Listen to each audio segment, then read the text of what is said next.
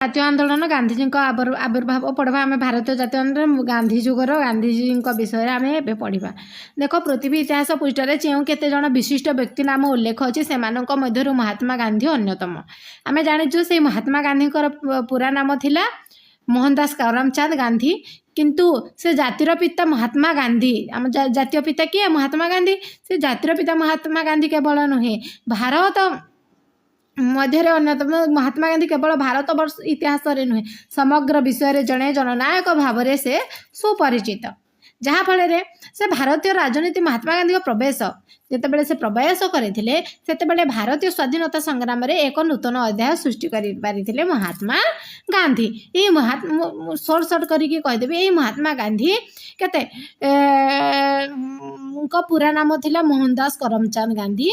ମୋହନଦାସ କରମଚାନ୍ଦ ଗାନ୍ଧୀ 1869 ମସିହା ଅକ୍ଟୋବର ମାସ 2 ତାରିଖରେ ଗୁଜରାଟର ପୋରବନ୍ଦର ଠାରେ ଜନ୍ମଗ୍ରହଣ କରିଥିଲେ ନା ନାଇଁ? ଗୁଜରାଟର ପୋରବନ୍ଦର ଠାରେ ଜନ୍ମଗ୍ରହଣ କରିଥିଲେ ଏବଂ 1882 ମସିହାରେ କସ୍ତୁରବା ନାମକ ଜଣେ ମହିଳାଙ୍କୁ ସେ ବିବାହ କରିଥିଲେ ଏବଂ ସେ ସମସ୍ତେ କସ୍ତୁରବାଙ୍କୁ ସମ୍ବୋଧନ କରିକି ବା ବୋଲି କହୁଥିଲେ। ତ ଯେତେବେଳେ ଗାନ୍ଧୀଜୀ କ'ଣ କରୁଥିଲେ, ସମସ୍ତ ରାଜନୈତିକ କାର୍ଯ୍ୟକଳାପରେ ସେ କସ୍ତୁରବାଙ୍କ ସହିତ ଥିଲେ ଏବଂ ବହୁତ ଥର ବନ୍ଦୀ ମଧ୍ୟ ହେଇଥିଲେ। 1888 ମସିହା ଅକ୍ଟୋବର ମାସରେ ଗାନ୍ଧୀଜୀ ବାରିଷ୍ଟର ପଢ଼ିବା ପାଇଁ ଲଣ୍ଡନ ଗଲେ ଏବଂ 1891 ମସିହା ଜୁନ୍ ମାସରେ ଆଇନ ଶିକ୍ଷା ସମାପ୍ତ କରି କେଉଁଠାକୁ ଆସିଥିଲେ? ବାରିଷ୍ଟର ଭାବରେ ରାଜକୋଟ ବା ବମ୍ବେରେ ଆଇନ ବ୍ୟବସାୟ କରିଥିଲେ। ତାପରେ ତା ସହିତ ଆଇନ ବ୍ୟବସାୟ କଲା ପରେ ଦାଦା କ'ଣ ହେଲା? ଦାଦା ଅବଦୁଲ୍ଲା ନାମକ ଜଣେ ଭାରତୀୟ ମୁସଲମାନ ହେଲା। ଆମ ଭାରତରେ ଗୋଟେ ବହୁତ ସାରା ମୁସଲମାନ ଅଛନ୍ତି, ସେ ମୁସଲମାନ ମଧ୍ୟରୁ ଜଣେ ଥିଲେ ଦାଦା ଅବଦୁଲ୍ଲା ନାମକ ଭାରତୀୟ ମୁସଲମାନ ବ୍ୟବସାୟୀଙ୍କ ଓକିଲ ରୂପେ ଏକ ମୋକଦ୍ଦମା ଲଢ଼ିବା ପାଇଁ ସେ ଦକ୍ଷିଣ ଆଫ୍ରିକା ନାଟାଲ ନାମକ ସ୍ଥାନକୁ ଯାଇଥିଲେ ହେଲା। ଦକ୍ଷିଣ ଆଫ୍ରିକା ଯାଇଥିଲେ ଏବଂ ସେ ଦକ୍ଷିଣ ଆଫ୍ରିକାର କେଉଁ ଜାଗାକୁ ଯାଇଥିଲେ? ନାଟାଲ ନାମକ ସ୍ଥାନକୁ ଯାଇଥିଲେ। କ'ଣ ହେଇଥିଲା ସେଠାରେ? ଦେଖ, ସେ ଯେତେବେଳେ ସେ ଯାଉଥିଲେ ଟ୍ରେନରେ ସେତେବେଳେ କ'ଣ ହେଇଥିଲା? ଦେଖ କ'ଣ ହେଇଛି, ଶ୍ୱେତାଙ୍ଗ ଇଂରେଜମାନଙ୍କ ବନ୍ୟ ବୈଷ୍ଣବ ନୀତି ଯୋଗୁଁ ଯେତେବେଳେ ସେ ଇଂରେଜମାନେ ଥିଲେ ବନ୍ୟ ବୈଷ୍ଣବ ନୀତି ଥିଲା, ଯେଉଁ କୃଷ୍ଣାଙ୍ଗ ଆଫ୍ରିକୀୟଙ୍କ ସହ ଦକ୍ଷିଣ ଆଫ୍ରିକାରେ କାମ କରୁଥିବା ଭାରତୀୟମାନେ ବିଭିନ୍ନ ଅତ୍ୟାଚାର ସମ୍ମୁଖୀନ ହେଉଥିଲେ। ଯେଉଁ କୃଷ୍ଣାଙ୍ଗ ଆଫ୍ରିକୀୟମାନଙ୍କ ସହିତ ଆଫ୍ରିକୀୟମାନେ ମଧ୍ୟ କଳା ଥିଲେ ଏବଂ ଦକ୍ଷିଣ ଆଫ୍ରିକାରେ କାମ କରୁଥିବା କ'ଣ ଭାରତୀୟମାନେ ମଧ୍ୟ ବହୁତ ଅତ୍ୟାଚାର କରୁଥିଲେ, କି ଇଂରେଜମାନେ ଅତ୍ୟାଚାର କରୁଥିଲେ। ସେଠାକାରେ ଭାରତୀୟମାନଙ୍କର ଭୋଟ ଦାନ ଅଧିକାର ନଥିଲା। ସେଇ ଯାଇଥିଲେ ସେନେ ଭାରତୀୟମାନେ ଭୋଟ ଦେବା ଅଧିକାର କାହାରି ପାଖରେ ନଥିଲା, ଖାଲି କୁଲି ଭାବରେ କାମ କରୁଥିଲେ। ସେମାନଙ୍କୁ ସେମାନଙ୍କର ନାମ ପଞ୍ଜୀକରଣ କରି ନିର୍ବାଚନ କର ଦେବାକୁ ପଡ଼ୁଥିଲା, ବୁଝିଲା ନା ନାଇଁ? ନା କେତେ ଅତ୍ୟାଚାର ସହୁଥିଲେ, ଯାହାଫଳରେ ସେମାନଙ୍କର ବସତି ସ୍ଥାପନ ପାଇଁ ଜକାକିନ୍ନ ଅସ୍ୱାସ୍ଥ୍ୟକର ପରିବେଶରେ ସ୍ଥାନ ଉଦ୍ଦିଷ୍ଟ କରାଯାଇଥିଲା। ଯେନେକି ଜନାକିନ୍ନ ଅସ୍ୱାସ୍ଥ୍ୟକର ଯେନେ ଥିବ ସେ ଜାଗାରେ ଭାରତୀୟମାନେ ରହୁଥିଲେ, ବହୁତ କଷ୍ଟ ପାଉଥିଲେ। ସେସବୁ ଗାନ୍ଧୀଜୀ ଆମ ଦେଖିଲେ। ସେମାନେ ରାତି 9ଟା ପରେ ଘରୁ ବାହାରକୁ ଯାଇପାରୁନଥିଲେ। ରାତି 9ଟା ହେଇଗଲା ପରେ ଘରୁ ବାହାରକୁ ଆଉ ଯାଇପାରିବେ ନାହିଁ। ତାଙ୍କ ପାଖରେ କୌଣସି ଆମ ଭାରତୀୟ ଲୋକମାନଙ୍କ ପ୍ରତି କୌଣସି ସୁବିଧା ନଥିଲା। ସେସବୁ ଦକ୍ଷିଣ ଆଫ୍ରିକାରେ ଦେଖିପାରିଥିଲେ କିଏ? ମହାତ୍ମା ଗାନ୍ଧୀ। ଜନସାଧାରଣଙ୍କ ପାଦ ଚଲା ରାସ୍ତା ବ୍ୟବହାର କରିପାରୁନଥିଲେ। ଆଶ୍ଚର୍ଯ୍ୟଜନକର କଥା ଦେଖିଲେ। ଆଉ ତା ସହିତ ସେମାନେ ରେଳଗାଡ଼ିର ପ୍ରଥମ ବା ଦ୍ୱିତୀୟ ଡବାରେ କୋଠରୀରେ ଯାତ୍ରା କରିପାରୁନଥିଲେ। ଯାହାଫଳରେ କ'ଣ ହେଲା? ସେଠାରେ ବାସ କରୁଥିବା ଭାରତୀୟ ବ୍ୟବସାୟୀ, ବଣିଜ, ଜାହାଜ ମାଲିକ, ଶ୍ରମିକ, ଶ୍ୱେତାଙ୍ଗମାନେ କୁଲି ବୋଲି ସମ୍ବୋଧନ କରୁଥିଲେ। ସେଟା କ'ଣ ବୋଲି ସମ୍ବୋଧନ କରୁଥିଲେ? କୁଲି ବୋଲିକିରି ସମ୍ବୋଧନ କରୁଥିଲେ। କେଉଁମାନେ? ସେ ଇଂରେଜମାନେ ନିଚ ଦୃଷ୍ଟିରେ ମଧ୍ୟ ଦେଖୁଥିଲେ। ଗାନ୍ଧୀଜୀଙ୍କୁ କଚେରୀ ଭିତରେ ପଗଡ଼ି କାଢ଼ି ଦେବାକୁ କୁହାଯାଇଥିଲା। ଯେତେବେଳେ ସେ କଚେରୀକୁ ଗଲେ, ଯେହେତୁ ସେଇ ମୁସଲମାନ ଲାଗି ଲଢ଼ବା ଲାଗି ଯାଇଥିଲେ କଚେରୀ ଭିତରକୁ, ସେଠାରେ କ'ଣ କଲା? ପଗଡ଼ି କାଢ଼ି ଦେଉ ଭିତରକୁ ଯାଉନି ବୋଲି କୁହାଗଲା। ଥରେ ସେ ରାତି 9ଟାରେ ପାଦଚଲା ରାସ୍ତାରେ ଚାଲୁଥିବାରୁ ପୋଲିସ ଆକ୍ରମଣର ଶିକାର ମଧ୍ୟ ହେଇଥିଲେ। ରାତି 9ଟାରେ ଚାଲୁଥିବା ବେଳେ ପୋଲିସ ମଧ୍ୟ ଆକ୍ରମଣ କଲା। ସମସ୍ତ ହୋଟେଲ ତାଙ୍କୁ ରହିବାକୁ କୋଠରୀ ଦେବା ପାଇଁ ମନା ମଧ୍ୟ କରିଦେଲା। କ'ଣ ଯେ କରିବେ ବିଚରା ଗାନ୍ଧୀଜୀ? ଦିନେ ସେ ରେଳଗାଡ଼ିର ପ୍ରଥମ ଶ୍ରେଣୀ କୋଠରୀରେ ଯାତ୍ରା କରୁଥିବା ସମୟରେ ତାଙ୍କର ଜଣେ ଶ୍ୱେତାଙ୍ଗ ସହଯାତ୍ରୀଙ୍କ ଅଭିଯୋଗ କ୍ରମେ गोटे स्टेशन रे कौन कहते रेलगाड़ी गार्ड और पुलिस को द्वारा तांको जिनिसपत्र सह उक्त रेल कोठरी ठेली बाहर कर दि जाइथिला जहाँफल कौन है श्वेतांग मान व्यवहार में गांधीजी मन विद्रोही हो उठीला बहुत कष्ट होता जहाँफल से कौन कले विद्रोही हो उठिले मु जहाँ भी मो देश को स्वाधीन आनिबी सेठारे भारतीय मानक मध्य राजनैतिक सचेतनता जागृत करने गांधीजी कौन कले 1894 नाटाल भारतीय कांग्रेस 1894 कौन नाटाल भारतीय कांग्रेस नामक एक राजनैतिक अनुष्ठान गठन कले। नाटाल भारतीय कांग्रेस केते ख्रीष्टाब्द रे हेतिला 1894 ख्रीष्टाब्द रे हेतिला नाटाल भारतीय मन रखी था गोटे राजनैतिक अनुष्ठान गठन कले एवं श्वेतांग मानक अत्याचार समय जनसाधारण को अवगत करबा पई इंडियन ओपिनियन नामक एक संवाद पत्र प्रकाश पाइथिला मध्य कौन इंडियन ओपिनियन गोटे संवाद पत्र से संवाद पत्र रे कौन जो श्वेतांग मानकर अत्याचार विरोध जनसाधारण पाखरे जनइबा पई कौन करथिले गोटे संवाद पत्र प्रकाश करथिले जहार नाम थिला इंडियन ओपिनियन हैला।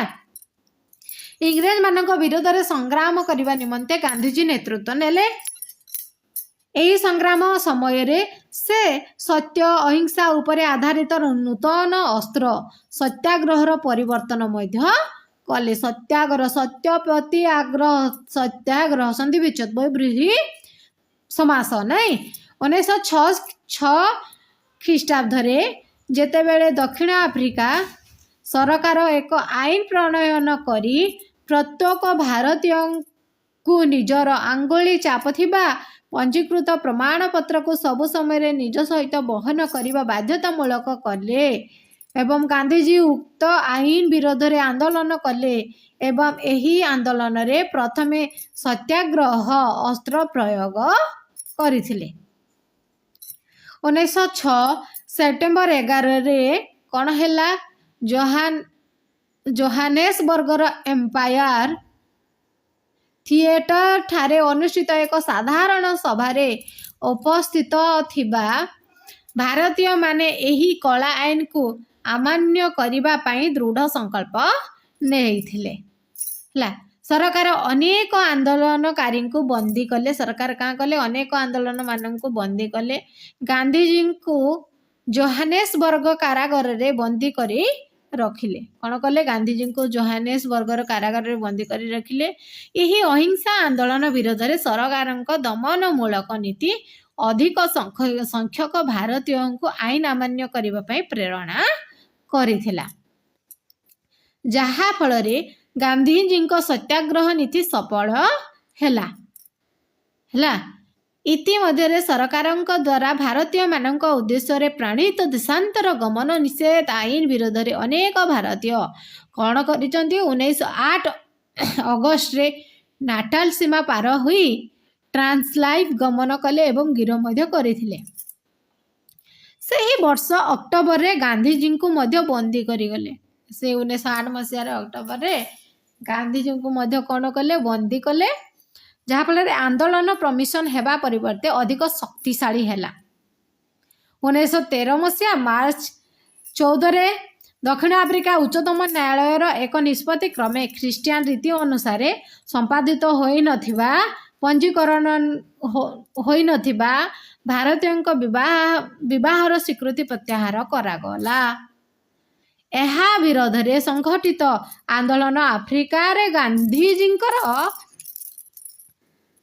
कौन नेतृत्वाधीन शेष आंदोलन नथिला आंदोलन थिला। गांधीजी नूतन संग्राम निकट में इंग्रेज सरकार हार मानिगले एवं केतेक अपमानजनक आईन अत्याहार करने को बाध्य मध्य हो गले इंग्रेज सरकार। जहाँफल कौन है से समय दक्षिण आफ्रिकार शासन मुख्य थिले किए जनरल स्मट्स। से समय दक्षिण आफ्रिकार मुख्य किए थिले जनरल स्मट्स ना नहीं। 1915 मसीहा जनवरी 9 तारिख रे गांधीजी भारत को फेरिले। दक्षिण आफ्रिकार केबे फेरिले 1915 मसीहा जनवरी 9 तारिख रे बिचरा गांधीजी भारत को फेरिले। तापरे गांधीजी गोपाल कृष्ण गोखले को तांकर राजनैतिक गुरु भावे ग्रहण करथिले। काको राजनैतिक गुरु किए? गोपाल कृष्ण गोखले।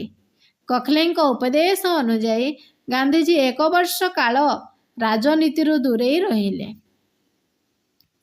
ओ सही समय मध्य भारतर विभिन्न स्थान भ्रमण करी लोक मानक राजनैतिक मनोभाव लक्ष्य करथिले।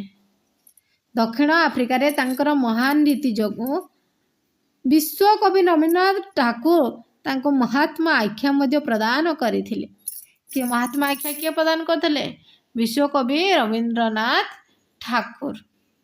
1916 ख्रीष्टाब्द महम्मदाबाद निकटरे साबरमती नदी कूल एक आश्रम प्रतिष्ठा करी से देशवासी को सत्य अहिंसा निष्ठा और निर्भीकतार पथ प्रदर्शन करथिले। गांधीजी मत सत्याग्रहर अर्थ भीरुता नुहे। सत्याग्रह हेउची सत्य प्रति आग्रह और एक शांतिपूर्ण आंदोलन। 1917 इंग्रेज उपनिवेश गुड़िक जो भारतीय मानक नियुक्ति को बंद न कले सरकार विरोध में सत्याग्रह आरंभ करने धमक दे गांधीजी यही नियुक्ति बंद कर सफलता होइथिले। जहाँ प्रारंभिक स्तर में भारत में तांको द्वारा संगठित केतेक आंदोलन सफलतार तांकर प्रसिद्धि आनी थिला। आमे नेक्स्ट पढ़वा गांधीजी चंपारण आईन आंदोलन। आमे जानला दक्षिण आफ्रिका एटा सरीगला जेहेतु आमे लंबा लंबा वीडियो करिबा नै शॉर्ट वीडियो करिबा जहाँ फळे अति सहज रे बुझी परिबा। वीडियोटी भल लागिथिले लाइक करो शेयर करो कमेंट करो।